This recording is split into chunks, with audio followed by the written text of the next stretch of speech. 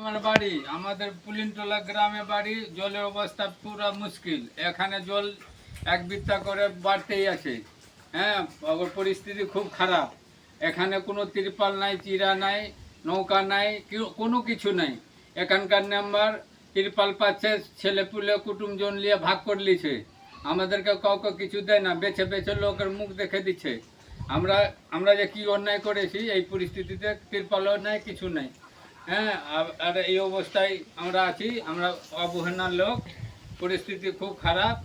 উত্তর চণ্ডীপুর, মানিকচক জেলা মালদা। আমরা এই উত্তর চণ্ডীপুরের লোক আর ভূতনি থানা। পরিস্থিতি খুব খারাপ। আমরা বাড়ি যাওয়া যাচ্ছে না।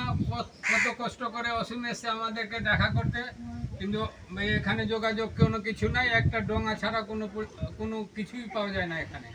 নিজের থাকলো তো আসলো, না তো অন্যের কাছ থেকে ধার করে এনে দেখা করে গেছে।